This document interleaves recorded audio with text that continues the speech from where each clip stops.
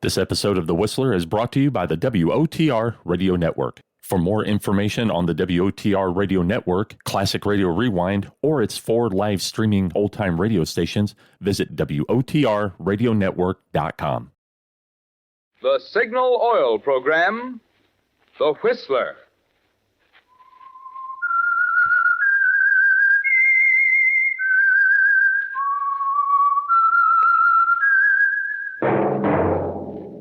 That whistle is your signal for the Signal Oil Program, The Whistler.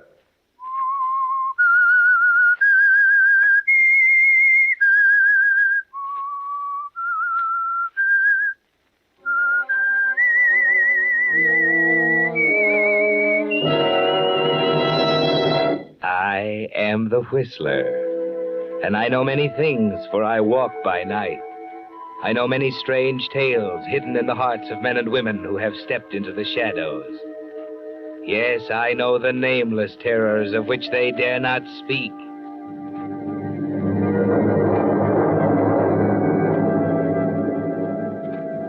Yes, friends, it's time for The Whistler. And remember, let every traffic signal remind you, with new Signal gasoline, you do go farther than ever.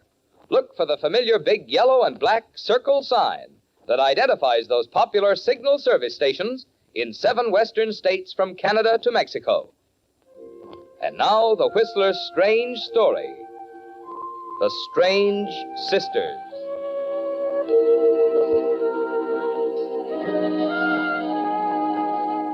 The 3 Randall girls were as different from each other as day and night. Even the people of Newton who had watched them grow up found it hard to accept the fact that they were sisters. Pamela, the eldest, was forceful and overbearing, heavy-set and unattractive. Kathy, the youngest, was a weakling. Life was a little too complicated for her, and she found the easiest solution was to let Pamela face it, to bring her problems to Pamela, to listen meekly to Pamela's instructions, and then to quietly obey. Yes, Pamela and Kathy were 2 extremes, and Sally, the 3rd sister, was in the middle, both in age and temperament. The combination of Pamela's strength and Kathy's frailty had produced in Sally a kind of radiance that had made life easy for her, that had made her sure of success where her sisters had failed. And the more she succeeded, the harder it became for Pamela and Kathy to face it. Until one morning, Mrs. Stokes, the housekeeper, called Kathy for breakfast. There was no answer. Miss Kathy, your breakfast is on the table. Oh, that girl takes a team of horses to get her out of bed. Miss Kathy! Your breakfast is ready, young lady, and I ain't going to keep it warm for you another moment. Miss Kathy, answer me. I know you're... Good Lord. Locked. Now, my key. Here. Miss Kathy, what are you... Gas. The heater. Oh, where's the handle? There. Miss Pamela! Miss Pamela, come up quick! Oh, the window. There. Miss Pam! What's the matter? What's the matter, Mrs. Stokes? It's Kathy. She's... Oh, Miss Pamela. Yes. Miss Kathy? Miss Kathy? Here, let me. Yes. Kathy, dear. Yes. Let me see her pulse. Oh, she's alive. Call Dr. Johnson quickly. Well, do you think she's... Don't stand there like an idiot. Call the doctor. Yes, Miss Pamela. Right away.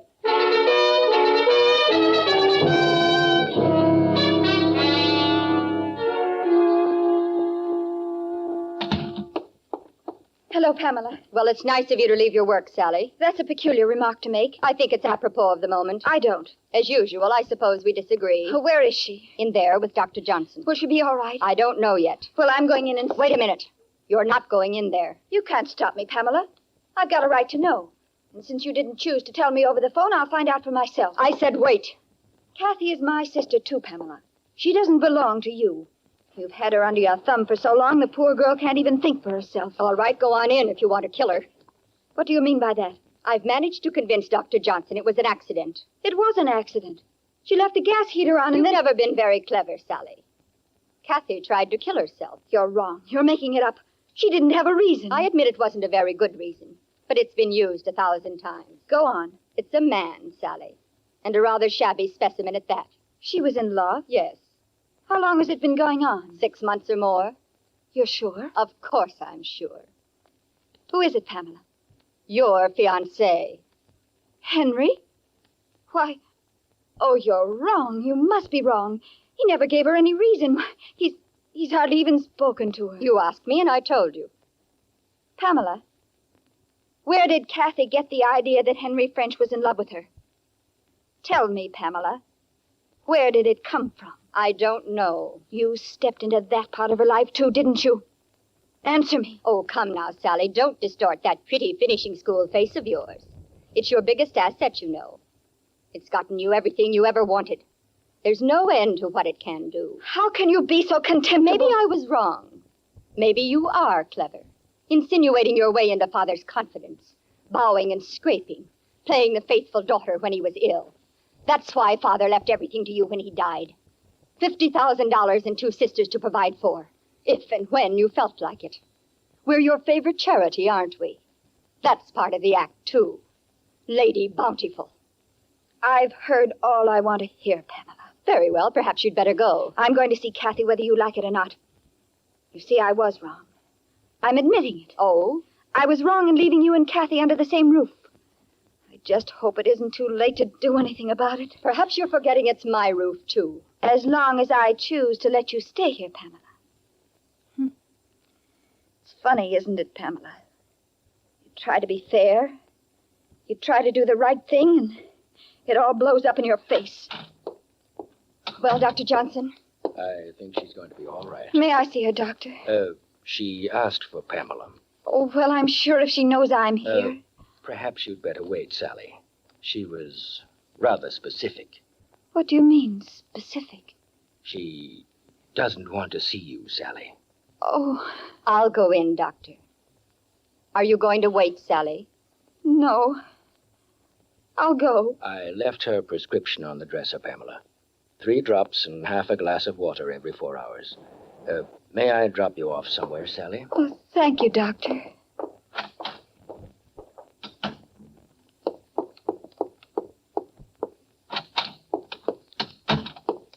Kathy?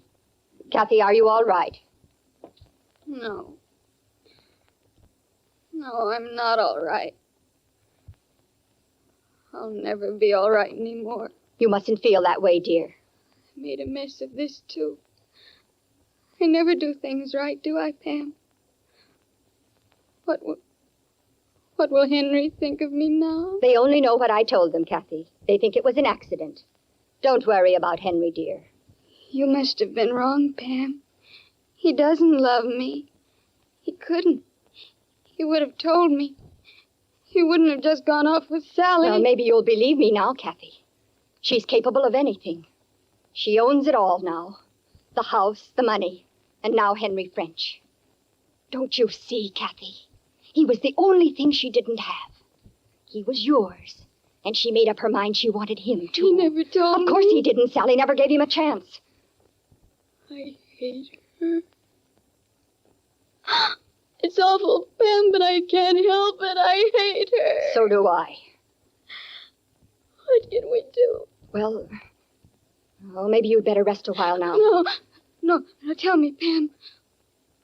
What are we going to do? There's a way. Yes, there is a way. What? Kathy. Kathy, we're going to kill her.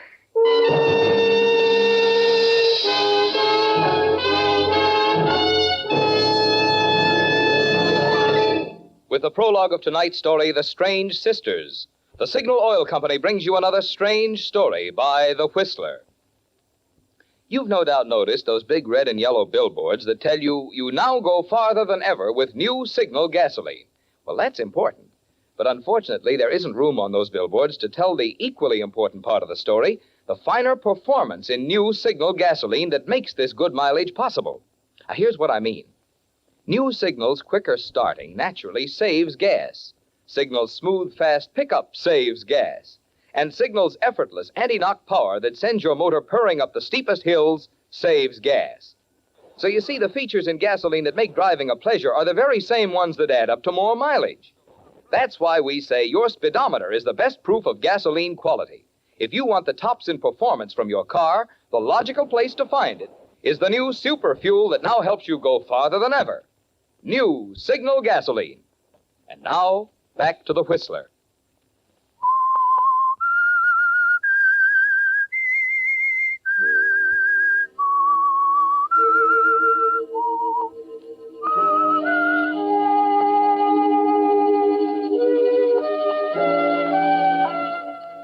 Well, Pamela, jealousy can do strange things to a mind like yours, can't it? And it's a peculiar mind, filled to the bursting point with frustrated black hatred for your sister Sally, accumulated during the long years the three of you spent under the same roof with your father. She always had everything, didn't she? You and Kathy had to take what was left and like it. Yes, Pamela, that jealous hatred has brought you to the point where you'll stop at nothing. Lying, cheating, twisting the truth in such a way that your poor, gullible sister Kathy believes the very existence of Sally condemns her to begging for crumbs at Sally's table when the bread is rightfully hers. And you've thought of everything, haven't you, Pamela? You're confident that Kathy is prepared for the talk with Sally that's bound to come sooner or later. But, Kathy, I know I'm right about Pamela. Why must you always talk about Pamela? Pamela did this if it wasn't for Pamela. Oh, stop it, will you? I tell you, Pamela's the only one in the world I can turn to. Please, Kathy, please believe me, you're wrong. I'm not wrong. You are, dear. She's filled your mind with all sorts of hateful lies about me and Henry. Why do you keep throwing that in my face? Henry! He's yours now, isn't he? You've got him. You were smart. Just like she said. All right, take him. Marry him, I don't care. Doesn't make any difference now. Kathy, apparently there's nothing I can do or say that will make any difference in the way you feel. I promised Father I'd take care of you. Well, I'm leaving you the house and all the furniture. And I'm making arrangements for a trust fund that'll provide for you both. That's charitable of you. Under the circumstances, I think it is. I'll expect you and Pamela to be civil to Henry until we leave. Is that clear? Is he coming here? Yes. To live? Yes, for a week or so. I don't understand. It's very simple. We're going to be married tonight.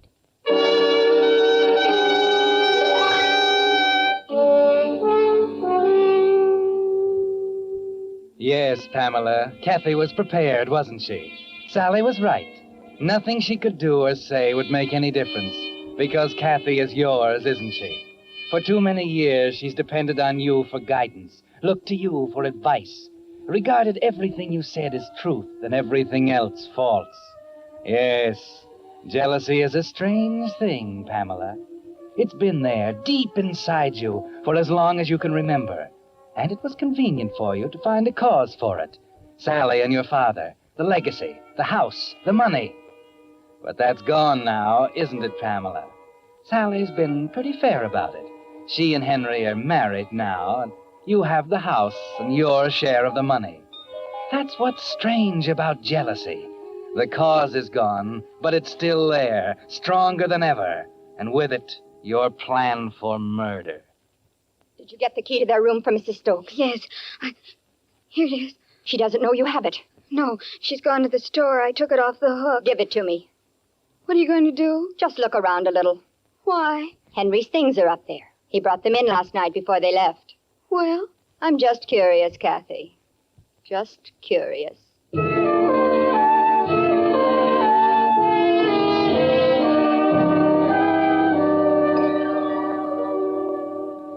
All right, Kathy, you can put the key back now. Did you find anything? Yes, several things. What? Kathy, I'll do the shopping tomorrow. Shopping? Pam, you never do. I'll tell you later. It seems Mr. French is a vicious man, Kathy. Perhaps you're just as well rid of him. Vicious? Of course. He must be, dear. Otherwise, why would he keep a loaded revolver in the upper drawer of his dresser?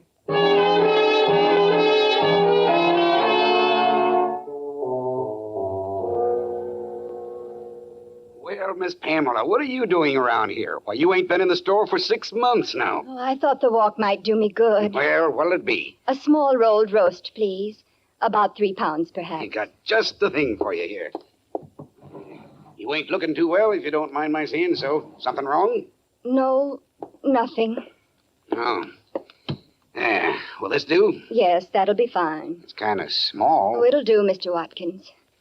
You see, Kathy and I haven't been too well lately. I thought so. Now, come on. What's up? Oh, I know I shouldn't say anything, but I've got to talk to someone, Mr. Watkins. Gosh, is it that bad? I don't know. It's Sally and that husband of hers. You don't say. Oh, they've been quarreling dreadfully. It's been going on all morning, and I just had to get away from it somehow. They was only married night before last. You won't say anything, will you, Mr. Watkins? Promise me. Sure. Well, it's about the estate. Sally told him she was going to deed part of it to Kathy and me, and he flew into the most dreadful fit of temper. I could hardly believe my eyes. Here's your sugar, Miss Pamela. Thank you, Mr. Kennedy. I'm sure sorry about that. You won't say anything, will you? Me? Oh, no. Ain't there anything you can do? Let's see now. You wanted a shampoo and a finger wave, Miss Pamela. Yes. Gosh, I can hardly get my mind on my work after what you told me. You won't say anything, will you? Oh, of course not, Miss Pamela. Not a word.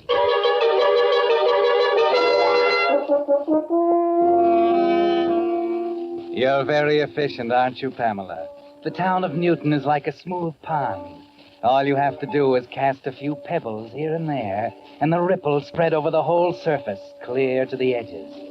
There's another step now, a very important one.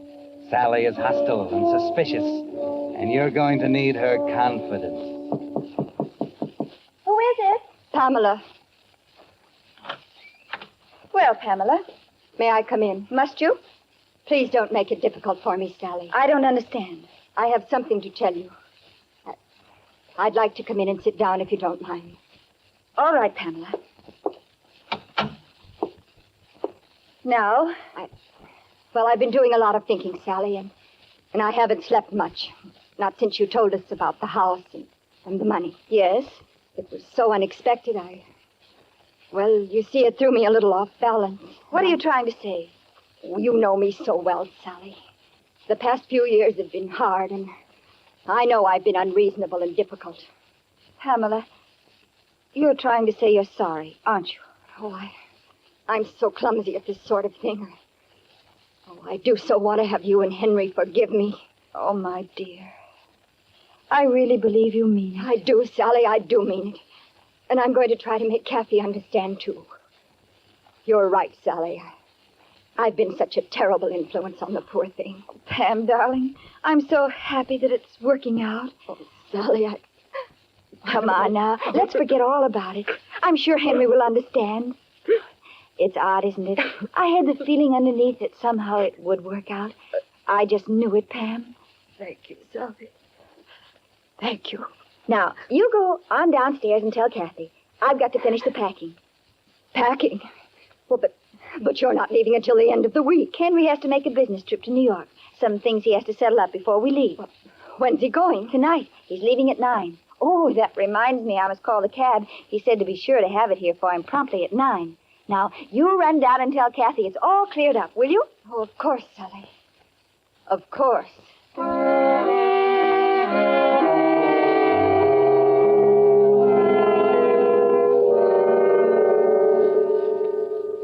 That's what I get for avoiding them. How could I have been so stupid? Oh, it's all right, Pam. Henry will be back. Oh, don't be ridiculous. He's leaving for New York tonight, and they're taking the steamer from there in 4 days. No, Kathy. He's not coming back. He'll send for her, and she'll meet him there. But isn't there some way? There's only one way. It's got to happen tonight. Oh, I'm scared. Pam, maybe... Oh, stop gibbering, Kathy. The town is ready for it, and it's going to happen. Henry French is going to shoot his wife in a fit of temper and try to leave the country. Pam, the gun. How are we going to get the gun? You see, we can't do it. We can't do it without the gun, and it's in his dresser, and she's up there. I said stop gibbering. I've got to think. Turn on the light. It's getting dark in here. Yes, Pam. There. Light. Yes. The light. That's it.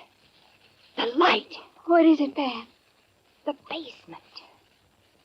Kathy, The fuse box is in the basement, in the furnace room. The fuse box. You'll get here about 6. I'll go down in the basement and unscrew a fuse. The lights will go out. You know Henry. He'll trot down to the basement to fix it. What about Sally? I'll wait till she's downstairs. You'll be on the 2nd floor in a room at the end of the corridor. And then, when he leaves, you can go into the room and get the gun.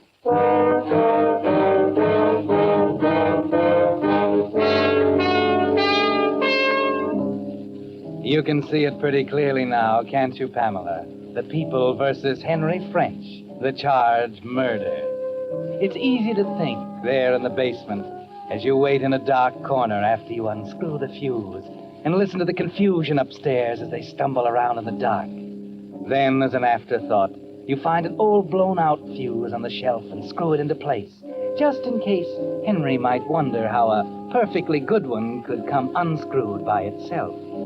Then, when it's over, you return secretly to your room at the end of the 2nd floor corridor. Did you get it? Yes, here it is. I wore my gloves, Pam, just as you told me. All right, now listen. We haven't much time. He's down there now waiting for the taxi. Have you got your watch on? Yes. Now, let's see. Oh, luminous dial, that's good. Now, listen carefully. The taxi is calling promptly at 9 o'clock. Understand, it's going to happen shortly after he leaves. About 9:05. Who's going to do it? You are. Oh, Pam. You've got to. I'll have to be upstairs. You'll be in the basement. Henry will leave in the taxi at 9, and I'll get Sally up on the 2nd floor on some pretext. At 9:05, I'll scream that you've fallen down the basement stairs. She'll run down. Yeah. Yes, Pam. I understand. Now remember, not until after 9 o'clock. We've got to be sure Henry is gone. All right, Pam. I'll look at my watch. I promise. Good. Now you'd better get down there. It would be rude of me not to be there to say goodbye to him.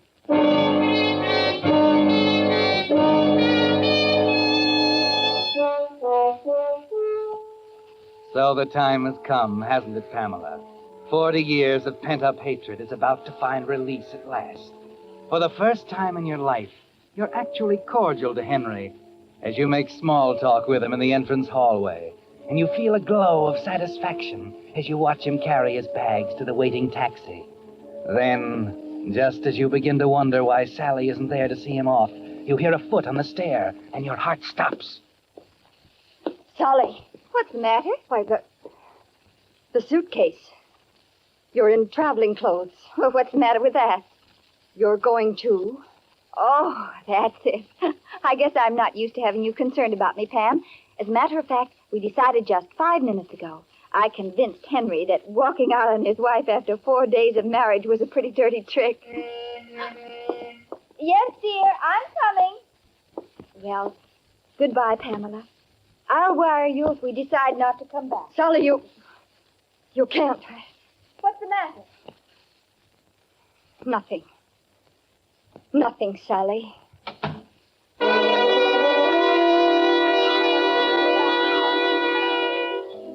You watch unbelieving as she walks down the steps to the taxicab. It failed, didn't it? Just like everything else you ever tried. Sally succeeded and you failed. There's a lump in your throat. You're all choked up with disappointment and bitter, corrosive hatred. Then suddenly, you realize there is another way. You've got to get to Kathy and tell her. You glance at the clock, 8:45. It's still safe. Then over to the basement door. Kathy! Kathy!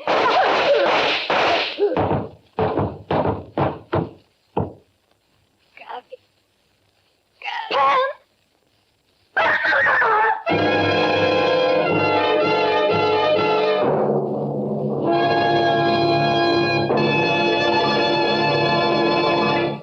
The Whistler will return in just a moment with the strange ending of tonight's story. Meantime, I'd like to tell you about an interesting experiment I witnessed the other day. An automobile motor that had been driven 35,000 miles without taking the head off was being torn down for inspection. Ordinarily, you'd expect to find a good deal of carbon in the cylinder head and worn motor parts. But this motor was remarkably clean, free of carbon, and all parts were in excellent condition. Now, the thing which makes these results so interesting is that this motor was lubricated only with Signal 4-Star motor oil. A Signal engineer who was present, however, explained to me why Signal 4-Star Oil takes such good care of motors.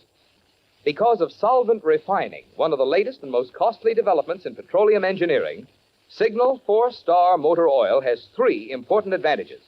1, forms less carbon, far less by actual tests than many leading brands. 2, its tougher film clings to moving parts, protecting them from wear and sealing in power. And 3, Signal 4-Star Oil flows freely, instantly on coldest mornings, yet doesn't thin out when your motor is hot. In these days when motors have to last and last, your motor needs this triple protection. You can get it by making your next oil change a change to the better, a change to Signal 4-Star Motor Oil. And now, back to the Whistler.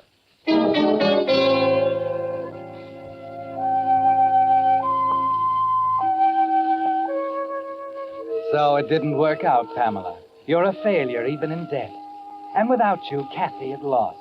She's helpless now, cringing before the sharp questions the officers throw at her, trying futilely to lie her way out of a hopeless trap. And Sally stands there, unbelieving, as the hatreds, the jealousies come to the surface for all the world to see. More questions, more stumbling answers, then still more and more, until finally... All right, we did it. We planned to kill her. Leave me alone. Take her away, Joe. Well, there you are, Mrs. French. I can't believe it. It's so fantastic. Yeah, it is at that. They knew Mr. French was leaving at 9. Planned to kill you with his gun. In the dresser drawer. That's where he kept it. Pamela was smart, Mrs. French, but she forgot one thing. The clock on the wall read 8:45, so she figured it was safe to open the basement door where Kathy was waiting to kill you. She forgot it was an electric clock. When she pulled the fuse down there and cut out the current, the clock lost 18 minutes.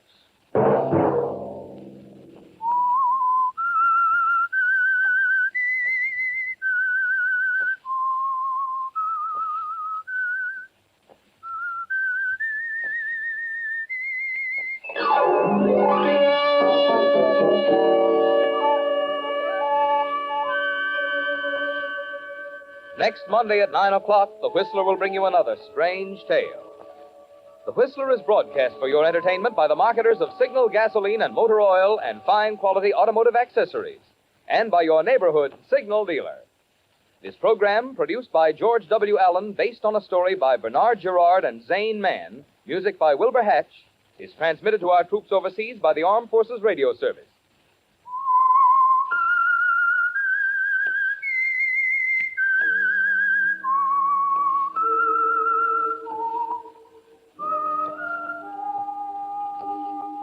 That whistle is your signal for the Signal Oil program, The Whistler. This is Marvin Miller speaking, reminding you to look for those familiar yellow and black circle signs that identify those popular Signal Oil stations in 7 western states from Canada to Mexico. This is CBS, the Columbia Broadcasting System.